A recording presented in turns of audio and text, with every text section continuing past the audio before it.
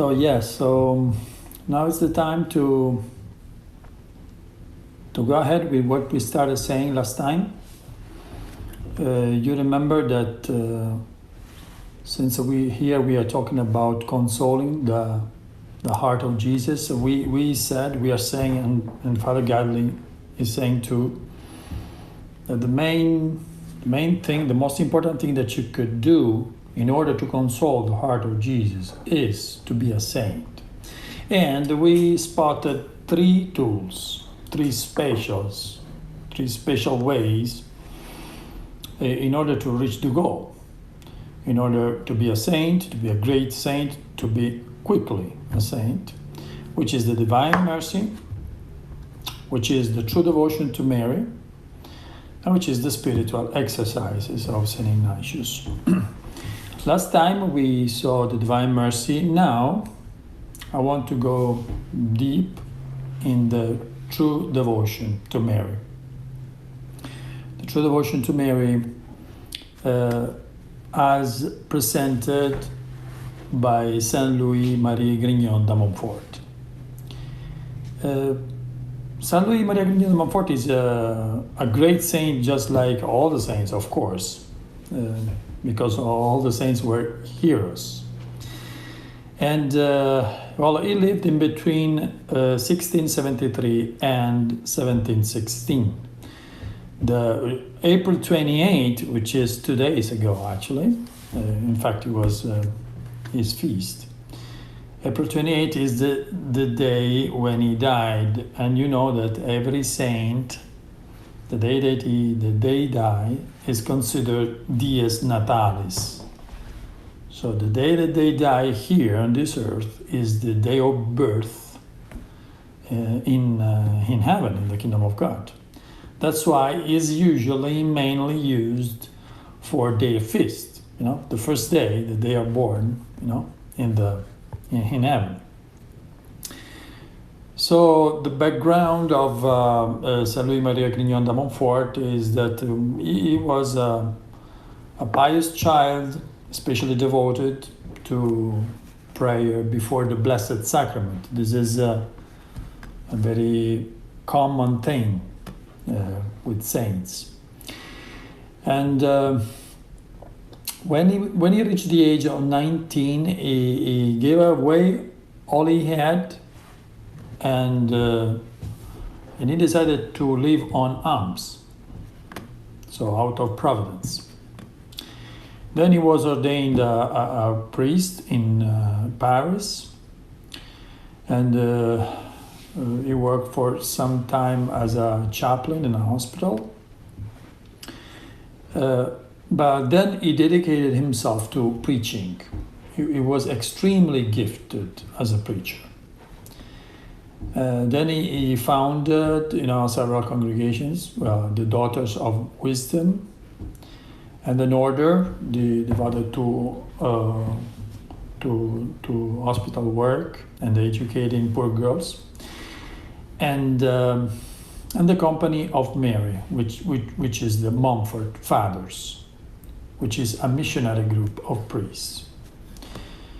So we know Saint Louis-Marie Grignon, we know him very well. He's very well known for his devotion to the Virgin Mary, and above all for the main work that he wrote, that it is the main book that he wrote, that is the treatise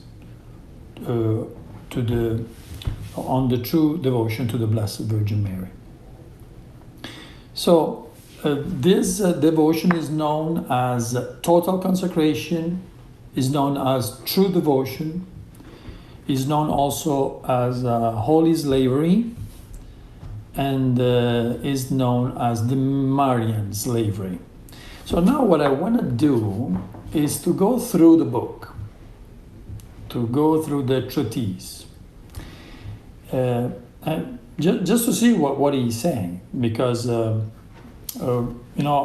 method that we are using is that we want to give another point of view, but also when we find something that needs some explanation, we want to explain, so we understand what we are with what we are seeing. And here we have something very important. I know that many of you already went through it. Maybe some of you read it. But I read it too several times. I did my consecration of the Marian slavery in 1994. I was 19. I was at the beginning of my novitiate. It was December the 8th. But still, you know, when I go through the contents of the book, I always find new things. So I think that it's important now to share what is Saint Louis Maria Grignon de Montfort saying. What is this devotion all about? Why is it so important? Why are we spotting it as a special way to become holy? So, at number 55 of the true devotion of the book, about the true devotion to the Blessed Virgin, San Louis says, God, we have been saying this several times, also Father Gately said several times, God in these times wishes His Blessed Mary to be more known, loved, and honored than she has ever been. So every time is a special time. So it was a special time in the time when St. Louis wrote the book, and it is a special time now. So every time is the kairos, the momentum that we can use in order to get to a deeper devotion to the Virgin Mary, which is the thing that will bring us toward Jesus, because the main thing is to have a deeper relation with Jesus. This is what we are looking for, okay? So let us go through the contents. So the first step is to read the book, of course. But now here, I want to give you some introduction and also some comment in order to have an overview of the book. So if you read it, you can remember what you read and have a deeper knowledge of it.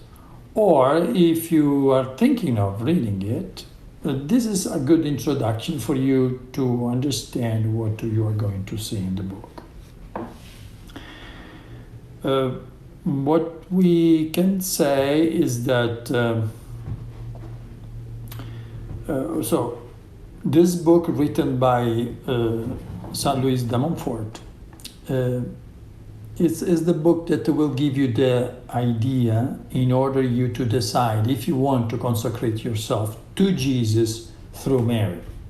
So in order to do it, you need to read it carefully. You cannot take it lightly, because consecrating oneself, this kind of consecration, has the character of a vow, like the vows of obedience, chastity, and poverty of the religious, okay? So, for example, if you participate to a retreat where they prepare you to do this, which is a retreat that may take a month also, when you do that kind of preparation, not everybody can go for the consecration, but only those who are really ready for a full consecration, which means that you should be ready to change your life, or at least to get rid of all the wrong things from your life, So it is something that requires a big effort to change, a resolution to change something in your life deeply. So the book, of course, like every book, starts with an introduction. The book is written by Saint Louis Marie himself. And so at the beginning he is presenting the book, and then he starts by presenting the necessity. What is the necessity of the devotion to Our Lady? Why we need it? Okay, why it's so important? And then he explains so what does this devotion to Our Lady consist? In what? And what does this devotion consist? And here we go through the principles that he goes presenting. So the basic principle of the devotion to Mary are five. There are 5 principles. So the first principle is this one. Christ must be the ultimate end of all devotions. Yes, we have many devotions, but here, San Luis is underlying the necessity of having our goal clear and ready in front of us, which is the love for Jesus, consoling the heart of Jesus. This is our goal, the first principle. Second principle, we belong to Jesus and Mary as slaves. Okay, this word shouldn't scare us. It seems we are slaves, so we don't have will. We don't have freedom. Okay, we will see all along this book that this devotion will make you a slave of Mary and Jesus, but by doing so, you will be more free than ever. This is the difference, in between those sins or those evil things that make you a real slave. Third principle, we must rid ourselves of what is evil in us. Yes, we are talking about those sins, the recurring sins that we do. We should be able to get rid of those.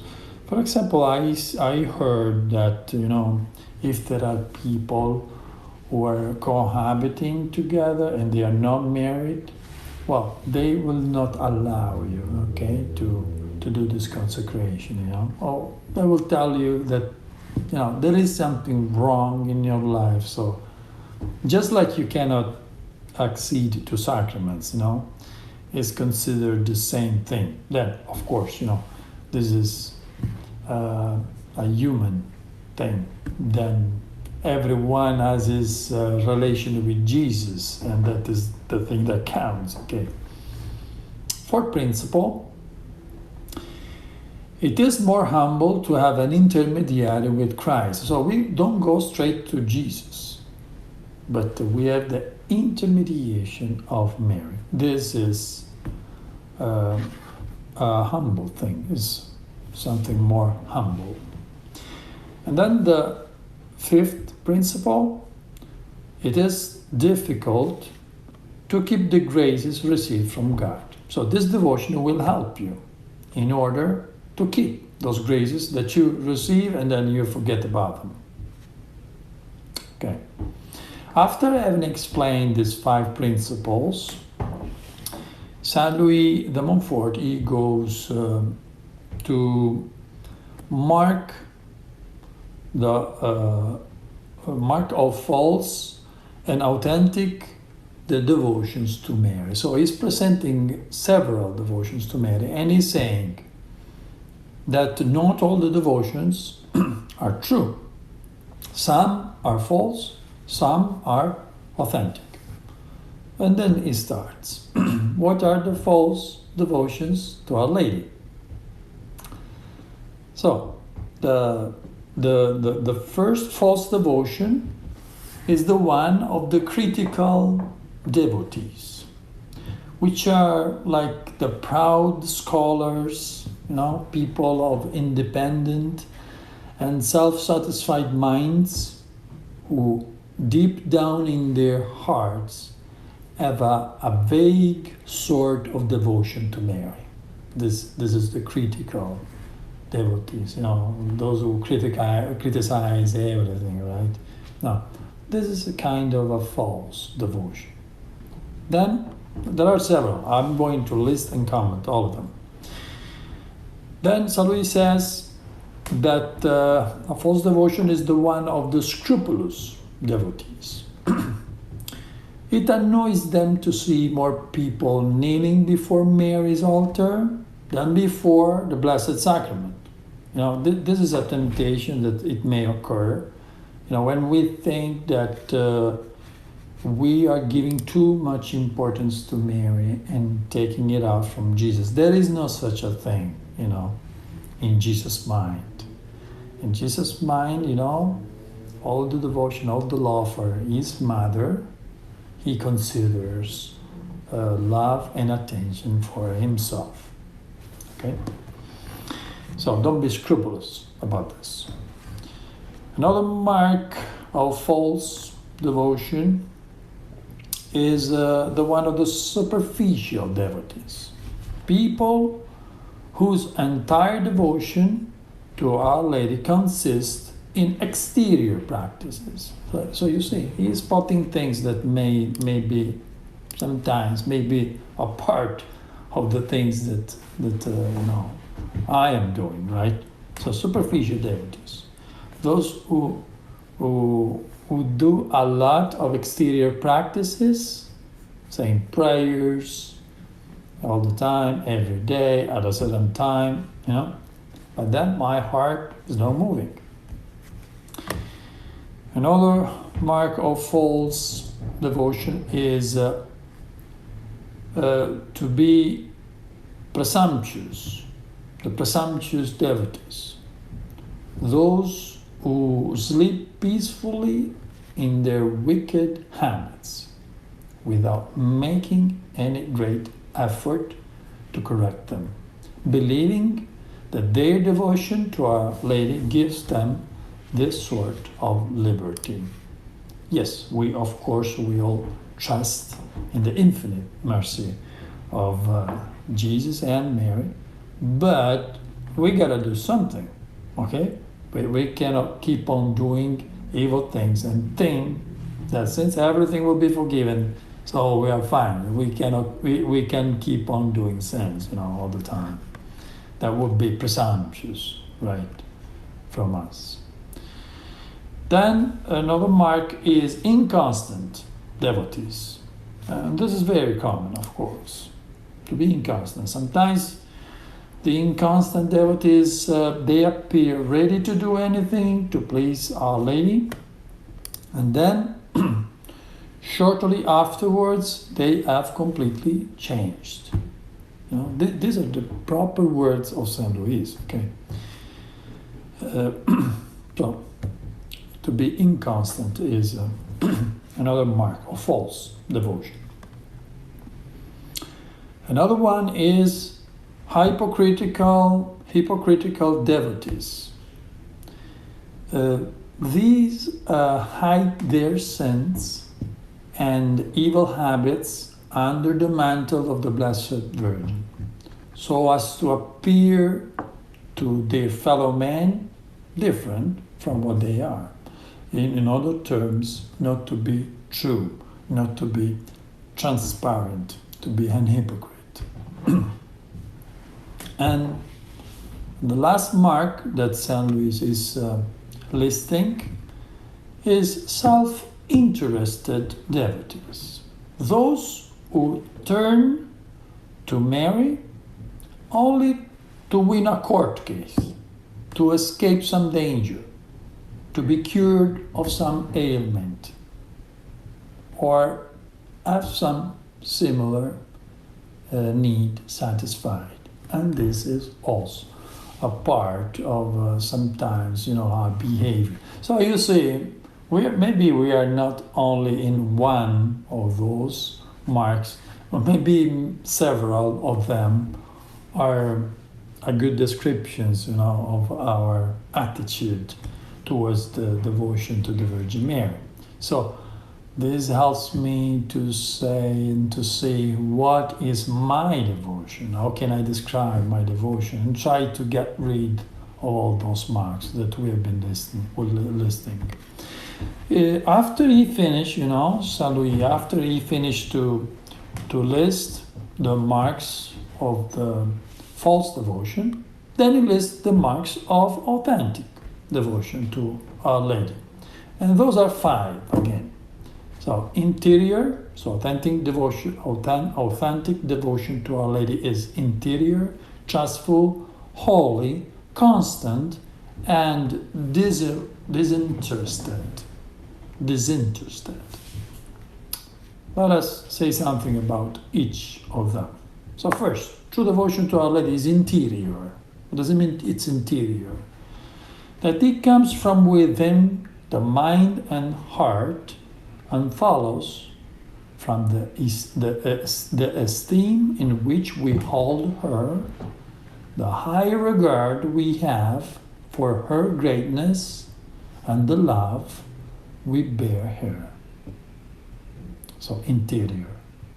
Second mark, the devotion, the authentic devotion to Our Lady is trustful. That is to say, it fills us with confidence in the Blessed Virgin, the confidence that a child has for its loving mother. Trustful. And another mark of the true devotion is that the true devotion to Our Lady is holy. That is, it leads us to avoid sin, to imitate the virtues of Mary. It's holy. Fourth, the true devotion to Our Lady is constant. It means that it strengthens us in our desire to do good and prevents us from giving up our devotional practices too easily, just like it usually happens. Fifth, the true devotion to Mary is disinterested. It inspires us to seek God alone in His Blessed Mother and not ourselves. So, this way he explained the marks of the false and of the authentic devotions. Now he goes on presenting the principal practices of devotion to Mary. So what is this devotion to Mary all about? What am I doing? What are the practices? Okay, there are several. Let us list them. So, first, honoring her as the worthy Mother of God by the cult of hyperdulia. This is a word that deserves some explanation. We have dulia, hyperdulia, and latria. What are these? So dulia is the devotion, the veneration for the saints. Hyperdulia is a better devotion, a deeper devotion, a greater devotion, which is only due to the Virgin Mary. Hyperdulia, but never latria, because latria is the adoration that is only due to God. Of course, when you say to your husband, to your wife, I adore you, okay, you're not referring to latria, that's another thing. That means I really love you, You still give only adoration to God, even though you adore, okay, even though you venerate, your husband, your wife, your children, of course, your father, your mother. Because, loving them, you are still loving God. That love is not separated from God. So you can use it, of course. But you know that latria is only, which means adoration, is only due to God. Hyperdulia to the Virgin Mary, dulia to the saints. Okay.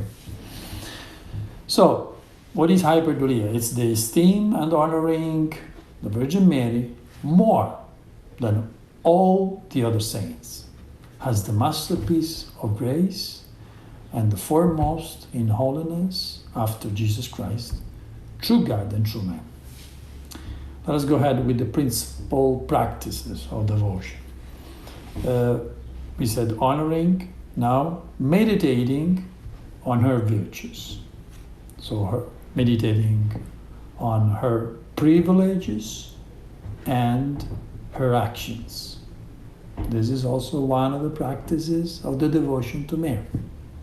Again, third practice, contemplating her sublime dignity. Contemplate, so honoring, meditating, contemplating. Fourth principal practice, offering to her acts of love, praise, and gratitude. This is a main one. Offering to her acts of love, praise, and gratitude, which means that all that you have as the spiritual merit, you are a slave, so you cannot have anything. So you give to her, okay? You offer. Then invoking her with a joyful heart. 6, offering yourself to her and uniting yourself to her, okay? Offering yourself. Then doing anything to please her, number 7. And number 8, beginning, carrying out, and completing our action through her, in her, with her, and for her, in order to do them through Jesus, in Jesus, with Jesus, and for Jesus, our last end. So, by this we explained 8 principal practices of devotion to Mary. You see that this is a real treatise. Is a book that is explaining piece by piece, what is, what it means, a devotion, a true devotion to the Virgin Mary. And that's why it's worth to read it. Then, this is the first part, and Saint Louis completes the first part by saying that this is the perfect practice. So he is presenting all of this by saying, this devotion, for all these features that it has, is the perfect devotion, is the best of the devotion. When you do this consecration, you will really get closer, the closest to the Virgin Mary and to Jesus. Then it starts with part 2. Okay? Part 2 is the perfect devotion to Our Lady. This is the title of the second part. So now that we presented the first part and we are ready to present the second part, there is still some to say, but at this point, now we realize what this devotion is all about. Talking about being a slave, it means that you decide to change one little thing that is important to understand. Every day we offer, for example, our prayers. You offer your prayers, for your beloved ones, for your intentions, right? And also, you try to do the best that you can, and those merits are for you, and it's the treasure that you are putting together in the kingdom of God, right? It's as if we are doing that. When you start with this devotion, that thing will stop. This way of thinking will stop. I will no longer have my intentions. I will no longer have my merits for me. I will no longer put together spiritual goods to have for me, like in a bank account in heaven, and I will find it when I will be there. Forget about it. So why? Because you're a slave. No, a slave does not have property. You cannot decide of anything about what you have, because you don't own anything. And what? Why do you do this? Because you realize that it's the Virgin Mary and it's Jesus. They see what is really needed in the world. They see what is really needed in the church for all the souls. So how can I ever pray or do things for my little intentions when I know that there are the most important intentions that Jesus sees for me, for my family, and for the rest of the world? So why should I do any effort for my little goals when there are bigger goals? There are those of the hearts of Jesus and Mary. And since I am their slave, I decided to give up everything to them. And they will decide what to do. So I will start thinking, okay, I can do that, I like it, but what is going to be about my intentions? But what about it?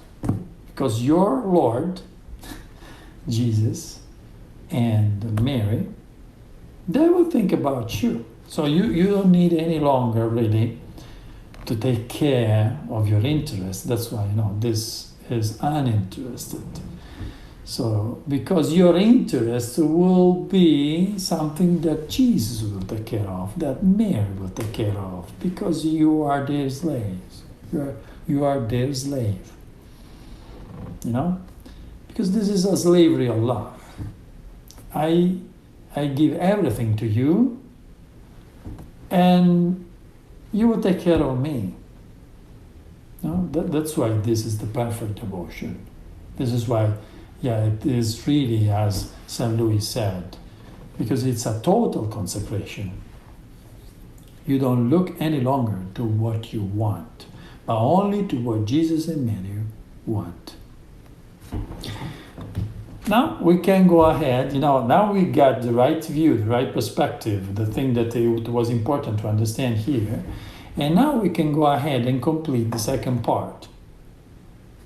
So, the perfect devotion. Now we understand why he's calling the perfect devotion to Our Lady. The perfect devotion to Our Lady is the perfect consecration to Jesus Christ. So it's a complete consecration to Mary that correspond to a complete consecration to Jesus Christ. It's the same thing. When you do something for Mary, you do the same thing for Jesus.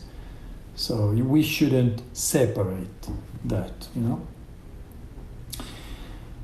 Then Saint Louis presents 8 motives, 8 reasons which recommend this devotion. First, so by this devotion we give ourselves completely to God. Just like we said, right? You give all you have.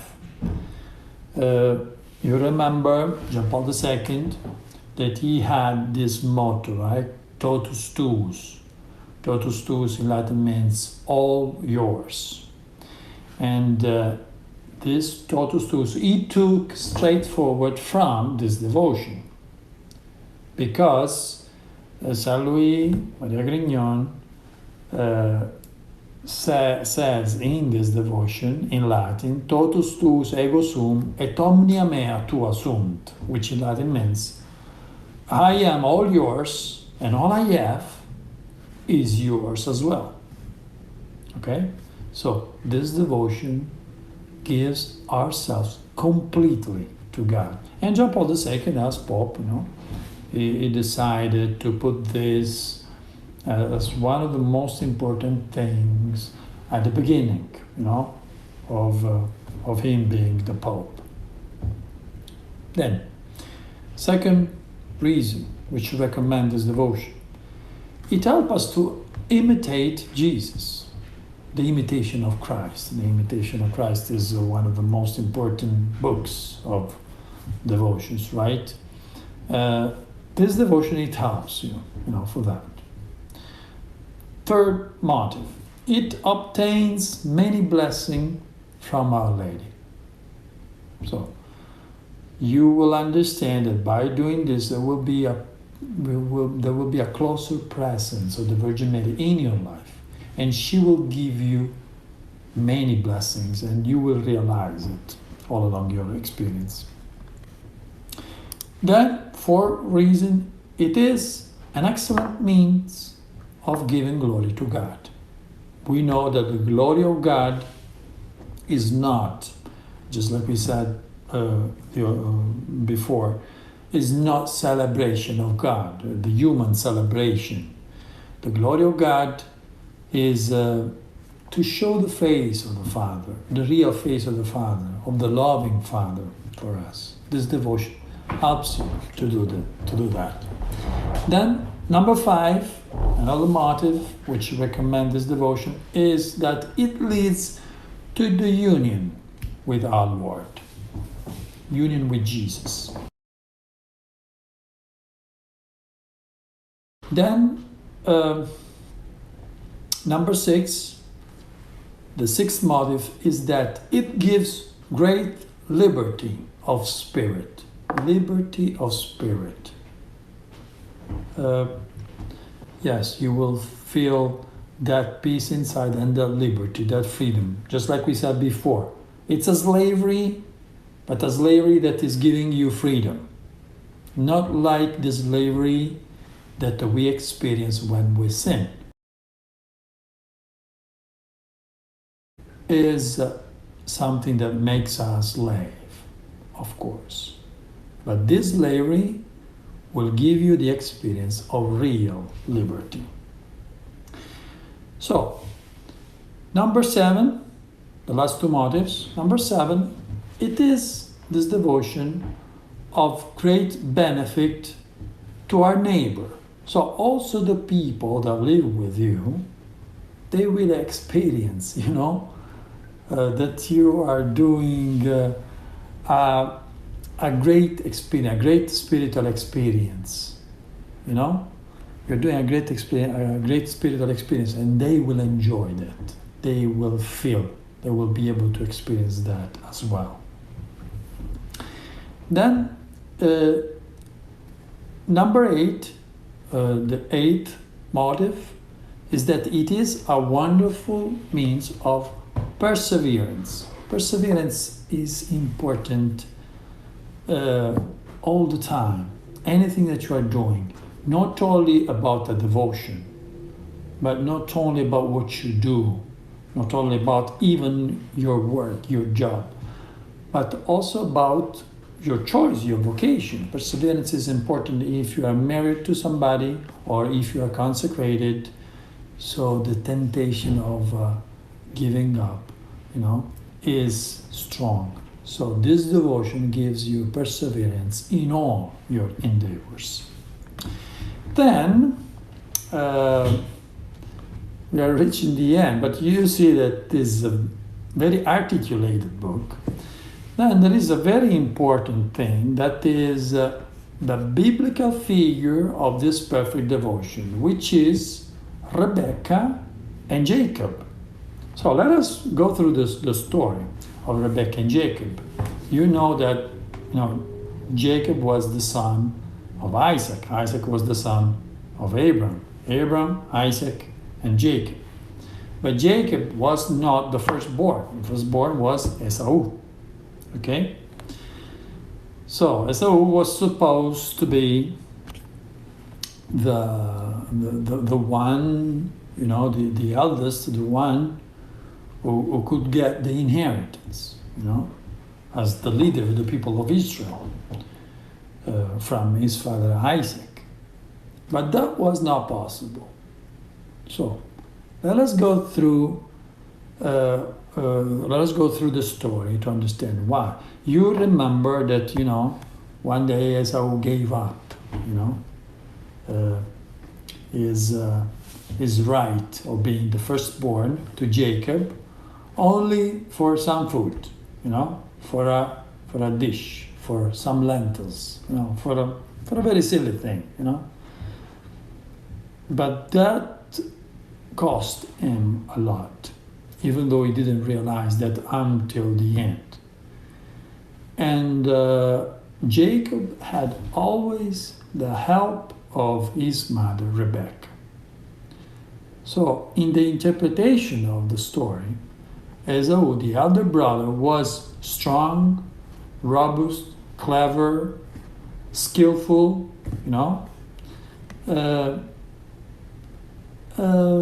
he seldom stayed at home, but relying only in his own strength and skill.